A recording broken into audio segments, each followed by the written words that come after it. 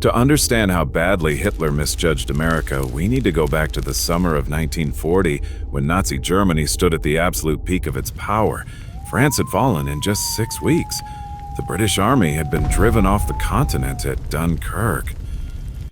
Western Europe was under German control, and Hitler genuinely believed that Britain would surrender any day. In his mind, the war in Europe was essentially over, and America was nothing more than a distant nation of shopkeepers and factory workers who would never dare challenge the new German Empire. He was so confident in this assessment that he made decisions in 1940 and 1941 that would directly lead to his destruction, and he made them based on intelligence reports that were either completely fabricated or catastrophically wrong. The Abwehr, Germany's military intelligence service, was supposed to be one of the most sophisticated espionage organizations in the world. Its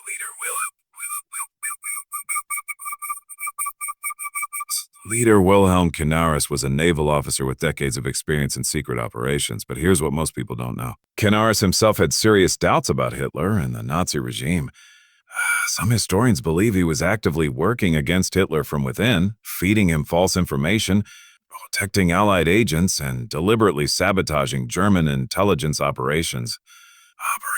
Whether this is true or not, the fact remains that German intelligence about America was so laughably wrong that American factories were inefficient and corrupt, that the American people had no stomach for a long war and would demand peace after the first serious casualties. Hitler devoured these reports because they confirmed everything he already believed. He had developed his opinions about America partly from Hollywood movies, partly from racist ideology about mixed societies being weak, and partly from his own desperate need to believe that his enemies were inferior to him. He looked at photographs of American cities and saw decadence instead of industrial capacity. He read about labor strikes and saw weakness instead of a society where workers had enough power to demand better conditions. He heard about racial segregation and assumed it meant America was on the verge of civil war, never understanding that a nation could be deeply flawed and still possess overwhelming material strength. This wasn't just a failure of intelligence gathering. This was a failure of imagination, an inability to comprehend a form of power that didn't fit his narrow worldview. But the intelligence failure went even deeper than wrong reports about American society. German economists and industrial planners had also completely miscalculated American production capacity. They knew America was large and wealthy, but they fundamentally misunderstood how American industry actually worked. European manufacturing in the 1940s was still based largely on skilled craftsmen producing quality goods in relatively small quantities. American manufacturing had moved beyond that model. It was based on interchangeable parts, mass production, and a ruthless focus on quantity over individual quality. A single American factory could produce more rifles in a month than an entire German region could produce in a year, and those rifles would all work exactly the same way, making training and maintenance infinitely simpler. The Germans also failed to understand American resource advantages. The United States didn't need to import oil from distant colonies. They had oil fields in Texas, California, and Oklahoma. They didn't need to ship iron ore across dangerous oceans. They had the Mesabi Range in Minnesota producing more iron than all of Europe combined. They didn't need to worry about strategic bombing destroying their factories because no enemy aircraft could reach the American heartland. Every advantage that Germany had relied on, surprise attacks, interior supply lines, conquered resources, meant nothing against an opponent who sat protected by two oceans with essentially unlimited raw materials and industrial capacity. And now, here's where the story gets darker, because some people inside the Nazi inner circle understood all of this perfectly well. They knew America was a sleeping giant.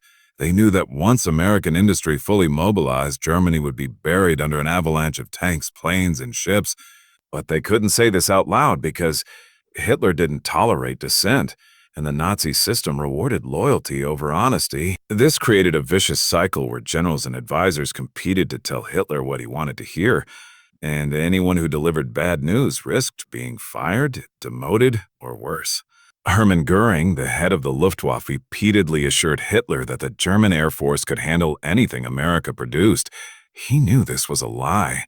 He had seen the intelligence reports, but admitting the truth would have meant admitting that his own earlier promises had been fantasy, so he doubled down on the lies. Heinrich Himmler, the head of the SS, played a different game. He used his control over intelligence networks to present Hitler with reports that made the SS look good and rival organizations look incompetent. If the Abwehr reported that American production was increasing, Himmler's people would produce a counter-report claiming the numbers were exaggerated or that American equipment was shoddily made and would fail in combat. This wasn't about accuracy. This was about bureaucratic power struggles, ambitious men fighting for Hitler's favor while the entire regime sleepwalked toward destruction. Joseph Goebbels, the propaganda minister, understood the danger better than most, but his solution was to double down on propaganda, to convince the German people that willpower and ideological purity could overcome material disadvantages. He was selling a fantasy and he knew it. But the alternative was admitting that everything they had told the German people was a lie. The result was a leadership structure that had deliberately blinded itself. Hitler surrounded himself with people who either believed their own propaganda or were too afraid to contradict him. The few voices of reason that remained, generals who had actually studied American capabilities, were systematically pushed aside. Field Marshal Erwin Rommel, fighting in North Africa, kept sending reports about the overwhelming superiority of American equipment and the impossible logistics of fighting an enemy who could ship entire armies across oceans without breaking a sweat. His reports were largely ignored. General Ludwig Beck, who served as chief of the German General Staff, tried to warn Hitler in the late 1930s that Germany couldn't win a prolonged war against the combined industrial might of the British Empire and the United States. He was forced to resign. The pattern was clear.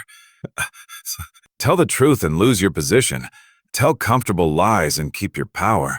But behind all of this, there was an even deeper layer that most historians still struggle to fully explain. Major American corporations and banks had been doing business with Nazi Germany throughout the 1930s, and in some cases, those business relationships continued even after the war started. International telephone and telegraph maintained communications infrastructure in Germany. Standard Oil shared patents for synthetic fuel with German chemical companies. IBM's German subsidiary provided punch card systems that the Nazis used for everything from census data to tracking populations in concentration camps. Ford and General Motors had automobile plants in Germany that were converted to military production. These companies claimed they had lost control of their German subsidiaries once the war began, but the connections were there, the money had flowed, and the technology had been shared. This raises a question that makes a lot of people uncomfortable. If American business interests had helped build Germany's industrial capacity in the 1930s, were they also positioned to profit from Germany's destruction in the 1940s? The answer is complicated, but the basic truth is that war is extraordinarily good for certain kinds of businesses. Steel companies, chemical manufacturers, aircraft producers, and banks that finance war production all made enormous profits during World War II. Some of the same financial networks that had done business with Germany before the war were now financing the American military buildup that would destroy Germany. They weren't motivated by ideology. They were motivated by profit, and profit doesn't care about flags or anthems or which side wins as long as the money keeps flowing. A phrase that gets used in intelligence circles, and it applies perfectly to Hitler's understanding of America. Drinking your own poison. It means believing your own propaganda so completely that you make decisions based on lies you originally told to manipulate others.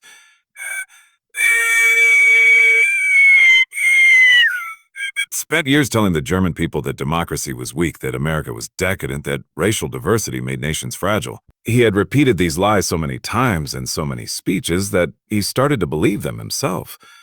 When his intelligence services fed him reports confirming these beliefs, he never questioned them because they fit perfectly with the story he had already decided was true. He had poisoned his own understanding of reality. And by the time he realized his mistake, it was far too late to do anything about it. Ah, leave a comment below and tell us what you think. Do you believe Hitler genuinely misunderstood American power, or was he getting accurate intelligence that he simply refused to accept? And here's the bigger question. How many leaders today are making the same mistake, surrounding themselves with people who tell them what they want to hear instead of what they need to know? Share this video with someone who loves hidden history, because this story isn't just about World War II. It's about how power, propaganda, and self-deception create disasters that could have been avoided if anyone had been brave enough to tell the truth. There was a secret meeting in November 1943 that most history books barely mention, and the decisions made in that room would shape the world for the next 80 years. Churchill, Roosevelt, and Stalin sat together in Tehran, supposedly discussing military strategy for defeating Nazi Germany.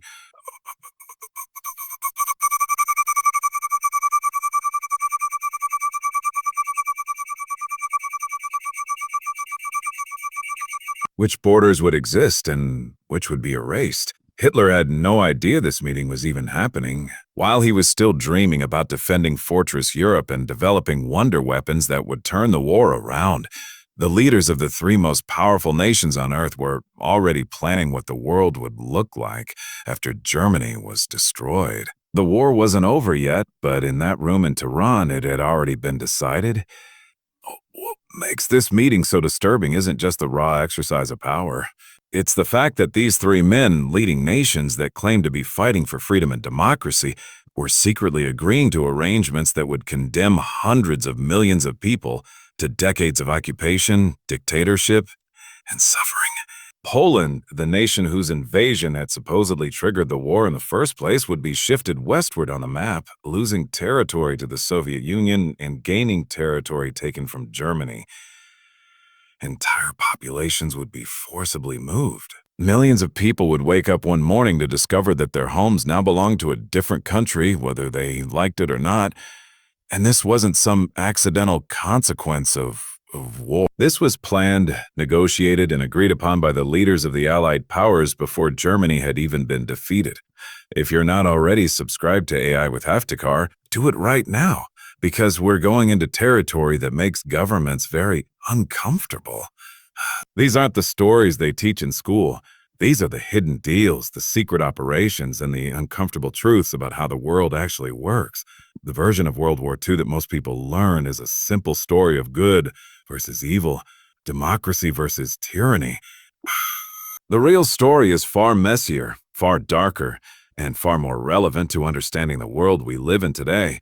Hit that subscribe button, turn on notifications, and let's keep going deeper. While Hitler was trapped in his delusions about American weakness, British and American intelligence services were running psychological warfare operations so sophisticated that they were essentially rewriting reality itself. The British had an entire department dedicated to deception, a group of spies, writers, and forgers who created fake documents, planted false information, and manipulated German intelligence so thoroughly that the Nazis were making decisions based on a completely fictional version of reality. One operation involved creating an entire fake army in southeastern England, complete with inflatable tanks, fake radio traffic, and double agents feeding information to German spies. The Germans believed this phantom army was preparing to invade France at Calais, so they kept their strongest forces there. While the real invasion force landed at Normandy with far less resistance than it should have faced. But the deception went even deeper than fake armies. British intelligence had broken German codes early in the war, which meant they could read encrypted German communications almost as easily as reading a newspaper. This intelligence, codenamed Ultra, gave the Allies an enormous advantage, but they had to be incredibly careful about how they used it. If they acted on every piece of intelligence they received, the Germans would realize their codes had been broken and change them.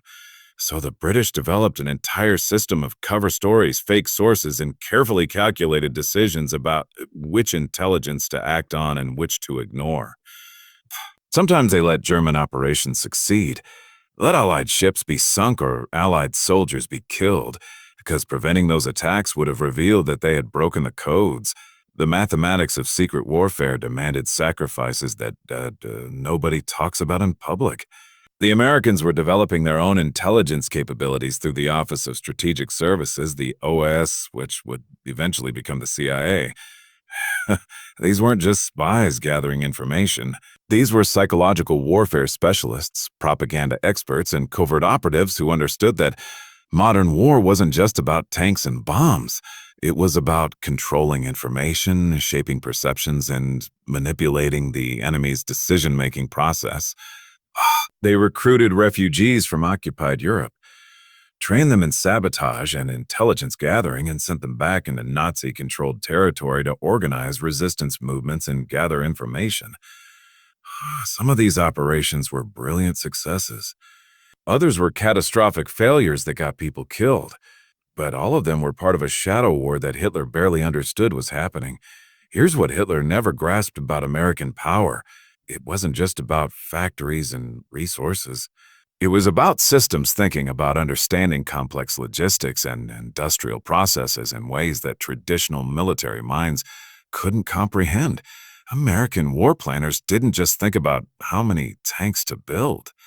They thought about the entire supply chain, from iron ore mines to steel mills to tank factories to the ships that would transport those tanks to Europe, to the fuel depots that would keep them running, to the replacement parts that would keep them in combat.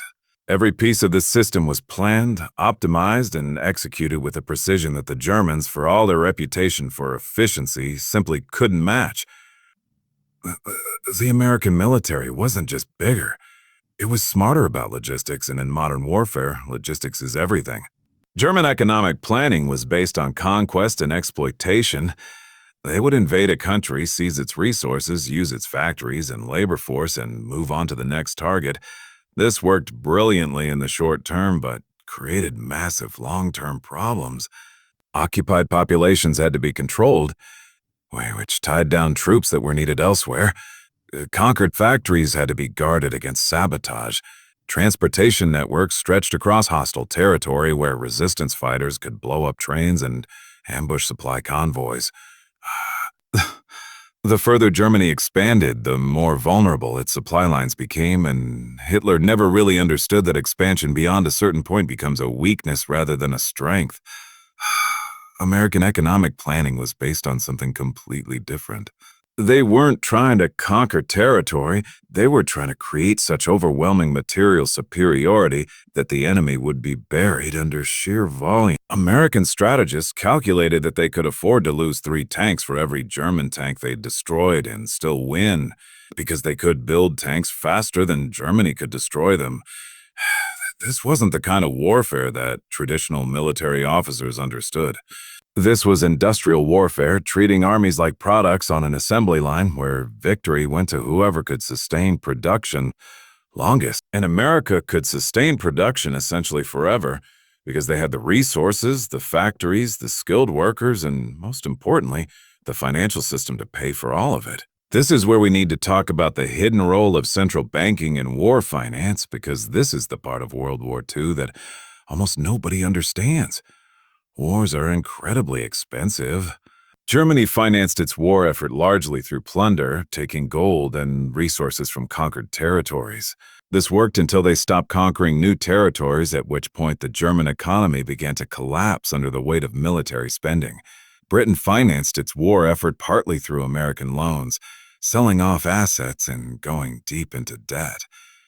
The Soviet Union financed its war effort through sheer brutality, forcing its population to accept starvation-level rations while every resource went to the military. America financed its war effort by printing money, issuing war bonds, and leveraging its position as the world's largest economy to essentially create wealth out of thin air. This sounds like it should have caused massive inflation and economic collapse, but it didn't, because of something that most people don't understand about modern economics. When you're producing real goods and services, printing money isn't necessarily inflationary if the new money is matched by new production.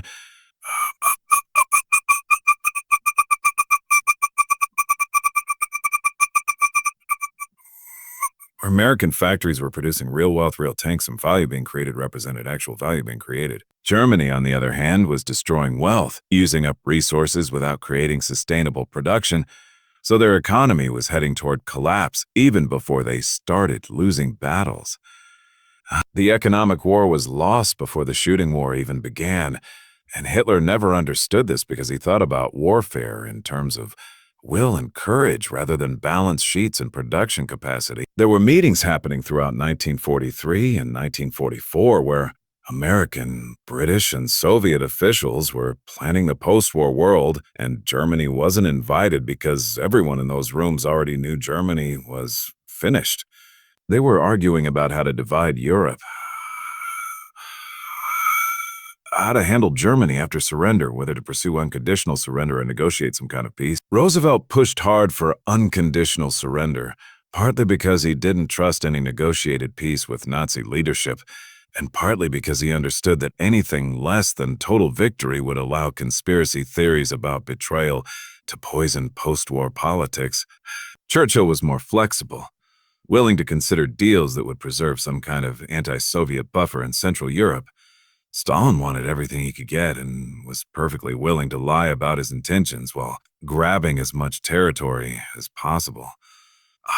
The most chilling part of these negotiations was how casually these men discussed the fate of millions of people they would never meet. Entire ethnic populations would be relocated. Borders that had existed for centuries would be redrawn. Nations that had fought for independence would be handed over to Soviet control. And all of this was decided by three men sitting in comfortable rooms, drawing lines on maps, while soldiers died on battlefields thousands of miles away. This is the reality of geopolitics that makes people deeply uncomfortable. The grand narratives about freedom and democracy are real, but so are the brutal calculations about power, resources, and spheres of influence. Drop a comment and tell us what you think about these secret wartime deals. Do you believe Roosevelt and Churchill were right to make these arrangements with Stalin, or did they betray the principles they claimed to be fighting for?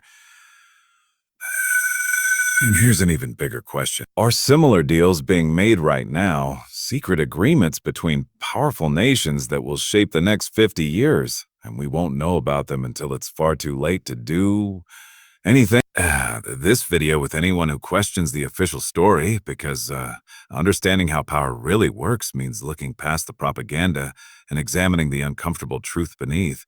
By early 1945, the bunker beneath Berlin had become something between a tomb and an insane asylum, a place where reality had stopped making sense and the men running what remained of Nazi Germany were making decisions based on astrology, ancient prophecies, and desperate fantasies about miracle weapons that would never arrive. Hitler's inner circle was fracturing, not through dramatic confrontations or noble acts of conscience, but through a slow collapse and a madness, betrayal, and the kind of desperate selfishness that emerges when powerful men realize the ship is sinking and there aren't enough lifeboats.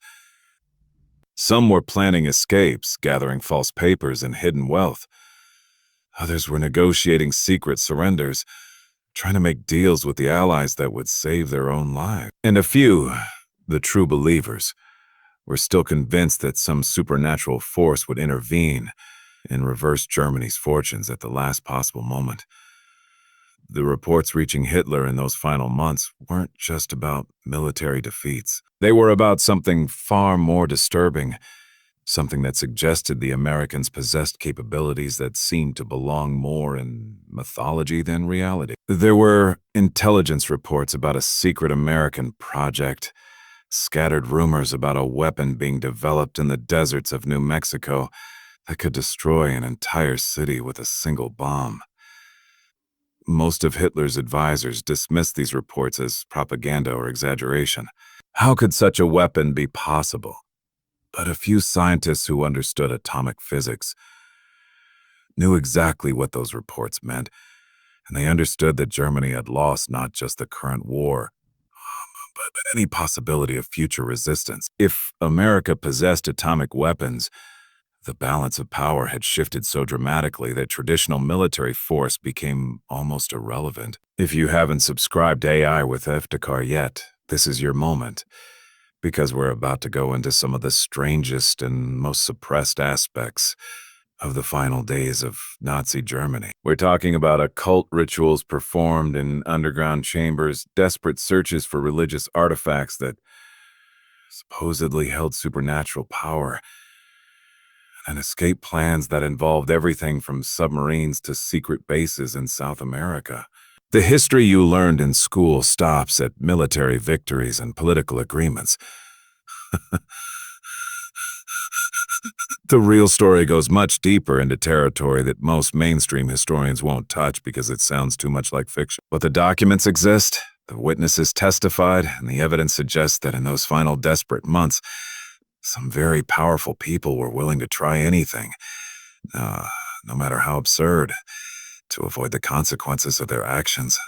Throughout the war, there had been a bizarre parallel effort running alongside conventional military operations, a search for objects of religious and mythological significance that Nazi leadership believed might possess actual power. The Spear of Destiny, supposedly the weapon that pierced Christ's side during the crucifixion, was kept in a museum in Vienna, and Hitler had it moved to Nuremberg for safekeeping shortly after Germany annexed Austria. According to legend, whoever possessed this spear couldn't be defeated in battle. Hitler apparently believed this, or wanted to believe it.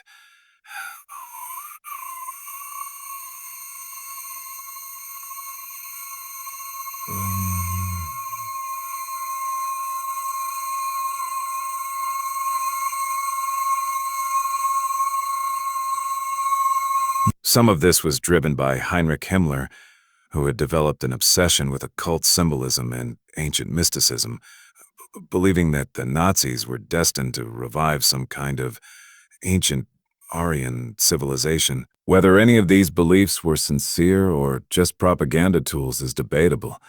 But what's undeniable is that serious resources were devoted to these projects, even as the military situation grew desperate. SS units that should have been fighting on the Eastern Front were instead digging in remote locations for buried treasures or investigating sites connected to ancient legends.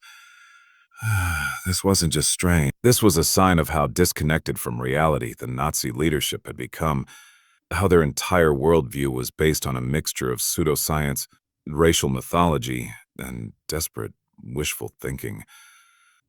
When conventional military strategy failed, they turned to magic. When industrial production couldn't match American output, they searched for ancient weapons. This is what happens when an entire government structure is built on lies and fantasy. Eventually, the fantasy becomes the only thing left. But here's where the story takes a darker turn, because not everyone in the Nazi hierarchy was waiting around for miracles.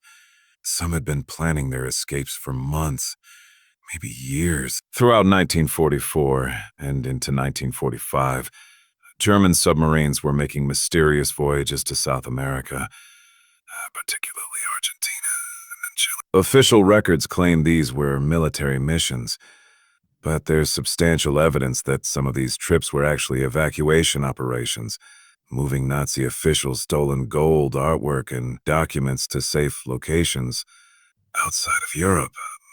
After the war ended, thousands of Nazis simply vanished, and many of them turned up years later living comfortable lives in South America under new identities. The Vatican was involved in some of these escapes, operating what became known as rat lines, secret routes that moved war criminals from Europe to South America. With the help of sympathetic clergy and forged documents. This wasn't a conspiracy theory, this was documented fact. The Vatican's involvement was partly motivated by anti-communism, a belief that even former Nazis were preferable to the spread of Soviet influence, and partly by more complicated political calculations about maintaining Catholic influence in post-war Europe and Latin America. Allied intelligence agencies knew about many of these escape routes but chose not to stop them. Sometimes because they were too focused on other priorities, and sometimes because they were already recruiting former Nazi intelligence officers and scientists for their own purposes. The line between justice and pragmatism got very blurry.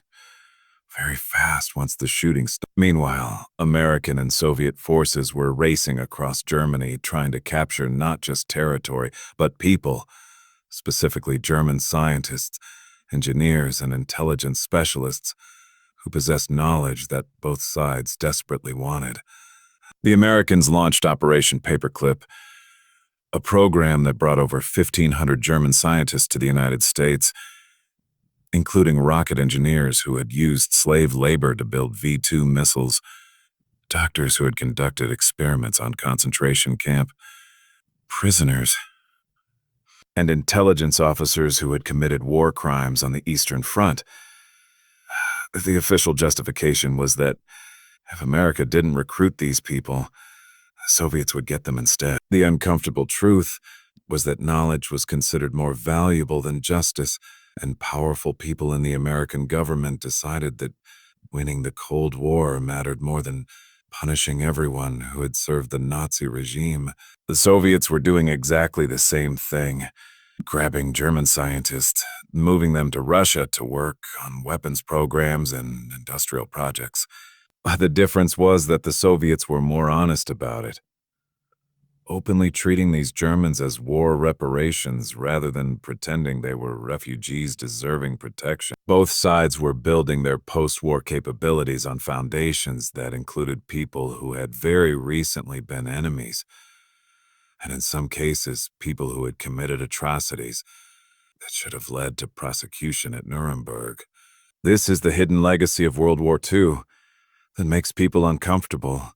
The fact that the clean moral narrative of good defeating evil gets complicated very quickly when you look at what actually happened in the months and years after the fighting stopped. There's a pattern here that repeats throughout history, something that goes back far beyond World War II.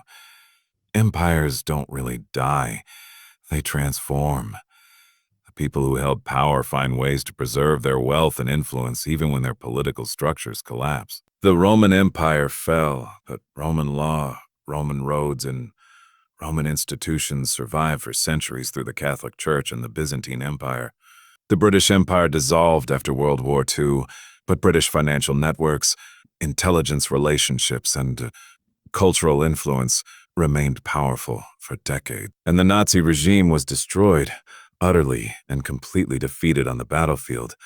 But the people who had built it, the industrialists and financiers and intelligence officers, many of them found ways to survive and even prosper in the post-war world. This is why studying history matters, and why channels like AI with Iftikhar exist to bring you these uncomfortable truths. The story we're told is always simpler and cleaner than the reality. We're told about heroes and villains, about good nations defeating evil empires, about justice being served, and new beginnings. The actual story is about continuity, about power structures that survive regime changes, about wealthy people protecting their interests regardless of who wins the war, and about how the lines between victor and vanquished get blurred very quickly when everyone realizes they need each other to face the next threat. By the time Hitler finally understood that America would win, it was already far too late for him personally, but it wasn't too late for many of the people around him. They had been preparing, making connections, hiding wealth, and creating escape routes. The true believers went down with the ship, but the opportunists survived, and in many cases thrived. Some became consultants to American intelligence. Some lived quietly in South America on stolen wealth. Some reinvented themselves as respectable businessmen in the new West German government. The Nazi regime was destroyed, but Nazism as a network of people, relationships, and resources proved far more resilient than anyone wants to admit. Tell us in the comments what you think happened to all that stolen Nazi gold and artwork. Do you believe most of it was recovered, or do you think there are still hidden fortunes sitting in bank vaults and buried in remote locations?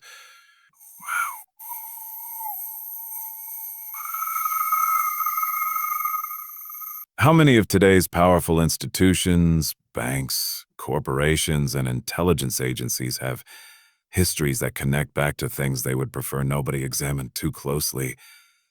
Share this video with someone who isn't afraid to question official narratives, because the past isn't really past.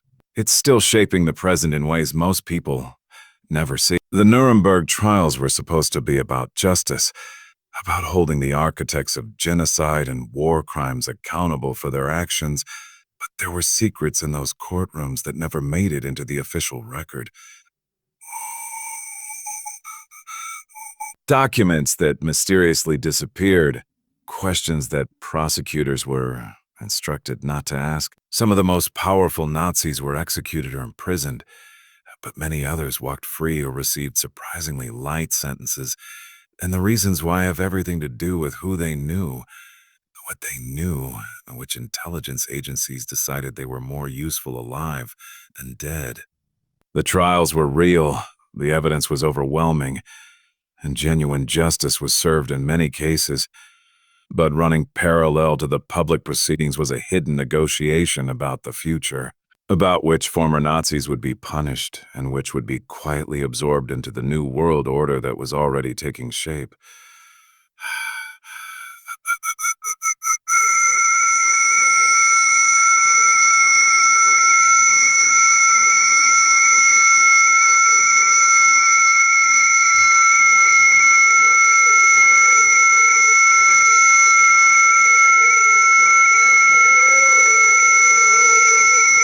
There were German scientists who understood rocket technology and chemical weapons in both America and the Soviet Union who were willing to overlook almost anything to gain access to that knowledge. There were industrialists who had profited enormously from slave labor and war production, but their factories and expertise were needed to rebuild Europe. So deals were made, sentences were reduced, and within a few years, some of these people were back in positions of influence. This wasn't a conspiracy in the sense of a planned cover-up. This was pragmatic politics, cold calculation about what served national interest in a world that was already dividing into two hostile camps, preparing for the next conflict. Make sure you're subscribed to AI with Iftikhar, because what we're about to discuss is the part of post-war history that connects directly to the world we live in today. The intelligence agencies that were born out of World War II, the financial systems that were created to rebuild Europe, and the international institutions that were supposed to prevent future wars. All of these were built by people who had just lived through the most destructive conflict in human history, and many of them carried secrets about what they had done and who they had worked with.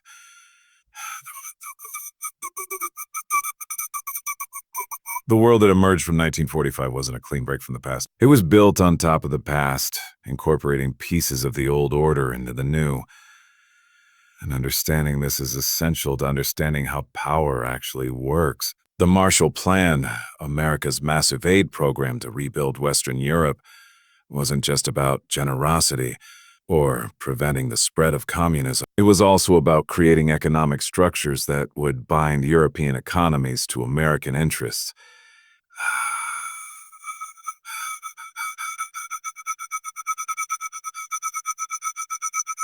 Billions of dollars flowed into Europe, rebuilding destroyed cities, modernizing industries, and creating prosperity that would last for decades. But that money came with strings attached, requirements about how it could be spent, which companies could bid on contracts, and what economic policies recipient countries had to adopt. This was soft power at its most sophisticated, using aid and investment to reshape entire societies in ways that military occupation never could. The intelligence agencies that emerged from the war were something entirely new in history. Permanent peacetime organizations devoted to secret operations, propaganda, and covert influence campaigns. The CIA was created in 1947, building on the foundation of the wartime OSS but with a much broader mandate. The Soviet Union had the KGB. Britain maintained MI6 and other services. These weren't just spy agencies gathering information. These were instruments of state power that operated outside normal legal and democratic constraints. running operations that ranged from propaganda campaigns to assassinations to overthrowing. And many of the people running these operations had learned their trade during World War II, working with resistance movements, running deception campaigns, and conducting psychological warfare. Here's what's disturbing about this legacy. The techniques developed for fighting Nazi Germany were turned inward, used against civilian populations, used to manipulate democratic elections, used to support dictatorships that were friendly to Western interests. The justification was always the same, that the Soviet threat was so serious that normal rules didn't apply, that the ends justified the means, that preserving freedom required doing secret. Operation Gladio in Europe, where NATO intelligence services created secret armies that were supposed to resist Soviet invasion, but ended up involved in terrorism and political manipulation. Operations throughout Latin America, Africa, and Asia, where democratically elected governments were overthrown because they weren't sufficiently aligned with American interests. The shadow war that started as a fight against fascism became a permanent feature of international relations. The financial networks that financed World War II didn't disappear when the fighting stopped. They evolved, grew stronger, and became even more interconnected. The Bretton Woods system created after the war established the US dollar as the world's reserve currency, backed by gold, which gave America enormous economic leverage. International institutions like the World Bank and the International Monetary Fund were created.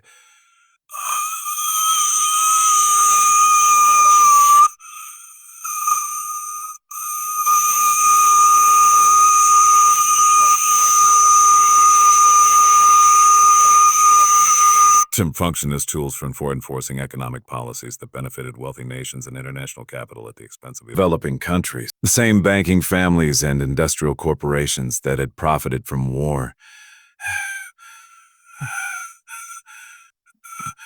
are now positioned themselves to profit from peace that involved massive military budgets, permanent bases around the world, and constant low-level conflicts in peripheral regions. There's a concept in political science called the deep state, and it's misunderstood by most people who use the term. It doesn't mean a secret conspiracy running everything from behind the scenes. It means the permanent bureaucracy, the intelligence agencies, military leadership, senior civil servants, and corporate executives who remain in power regardless of which party wins election. These people develop their own interests, their own networks, and their own ways of doing things that continue across administrations and sometimes across generations. The deep state isn't necessarily evil or good. It's just the reality that elected officials come and go, but the people who actually run complex organizations tend to stay in place, and over time they develop tremendous influence.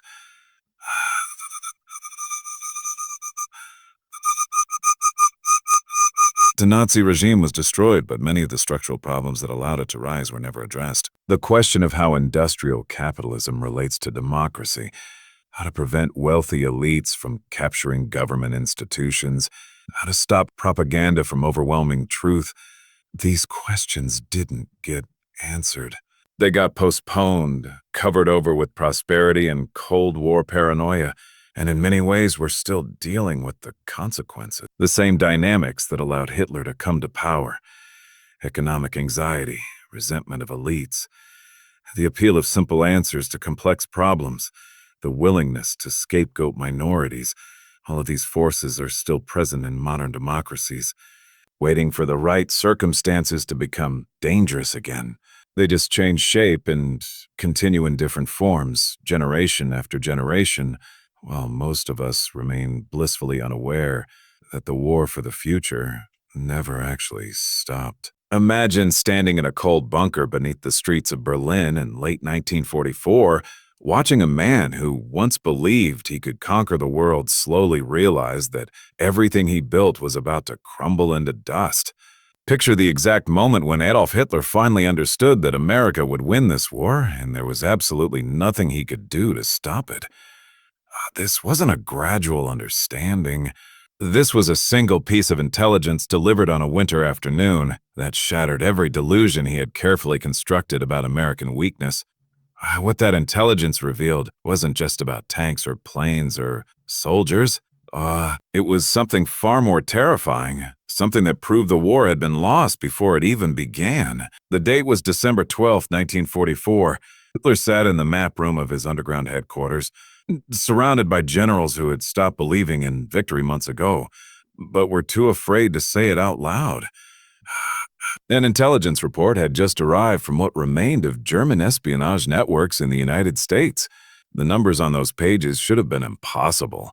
American factories were producing one warship every single day, one complete aircraft every 5 minutes. Tanks rolling off assembly lines faster than Germany could destroy them. But it wasn't just the quantity that broke something inside Hitler's mind that afternoon. It was the realization that America had barely even started trying. While Germany had mobilized every resource, squeezed every factory, and pushed every citizen to the breaking point, America was operating on what their industrial planners called partial capacity. They were winning this war with one hand tied behind their back. Before we go deeper into this story, I need you to do something. Hit that subscribe button right now, because what you're about to hear isn't in your history textbooks. This channel, AI with Theftikar, exists to bring you the hidden stories, the suppressed truths, and the uncomfortable realities that powerful people would prefer stayed buried. The story of when Hitler understood he had lost isn't just about World War II. It's about the hidden economic empires that truly control the outcome of wars, the intelligence operations that manipulate reality itself, and the financial powers that operate in shadows so deep that most people never even know they exist. So subscribe, because we're going into those shadows together. Let's go back to how Hitler got it so catastrophically wrong in the first place. Throughout the late 1930s and early 1940s, Nazi Germany's intelligence service, the Abwehr, had been feeding Hitler a carefully constructed fantasy about American weakness. Reports claimed that America was a nation divided by racial tensions, crippled by economic depression, incapable of fighting a serious war. These weren't just mistakes. Some historians believe these were deliberate fabrications, either by incompetent spies trying to tell their leader what he wanted to hear, or by Allied double agents who had infiltrated the German intelligence network so thoroughly that they were essentially writing Hitler's briefings for him. Either way, Hitler bought every word of it. It convinced himself that Americans were soft, spoiled by luxury, distracted by entertainment, and unwilling to make the sacrifices that war demanded. He told his generals that America couldn't possibly transform their peacetime economy into a war machine. He believed their democracy made them weak, that their diversity made them fractured, and that their distance from Europe made them irrelevant. In his mind, by the time American forces could be trained, equipped, and transported across the Atlantic, the war in Europe would already be over. Germany would control everything from the English Channel to the Ural Mountains, and America would have no choice but to accept the new reality. This wasn't just arrogance. This was a complete failure to understand the true nature of American industrial power and, more importantly, the global financial networks that powered it. What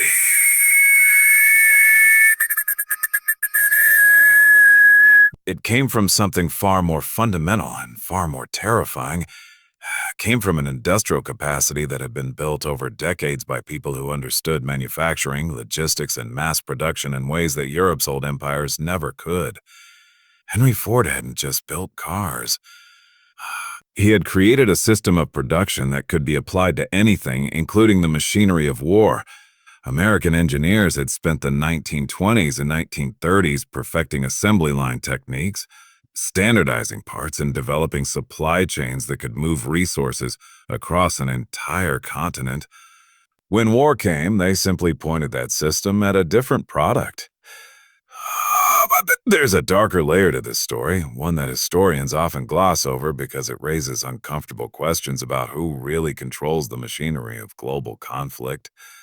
Throughout the 1930s, major American banks and corporations had been doing business with Nazi Germany. Companies like Ford, General Motors, IBM, and Standard Oil had operations in Germany, sold products to the Nazi regime, and in some cases, their technology directly contributed to German military capabilities.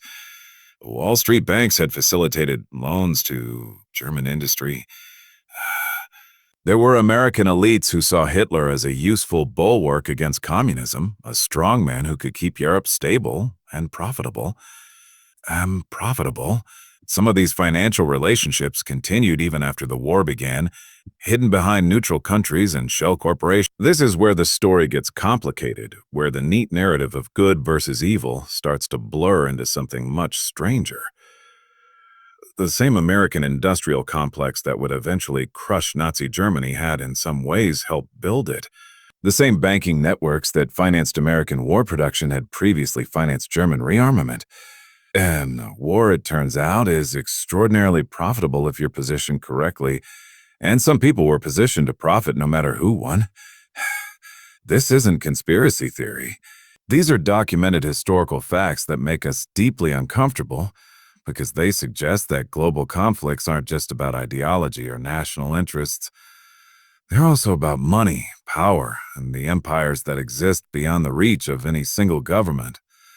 Back in that bunker in December 1944, Hitler was finally confronting a reality that his own intelligence services, his own economic advisors, and his own rigid ideology had prevented him from seeing earlier.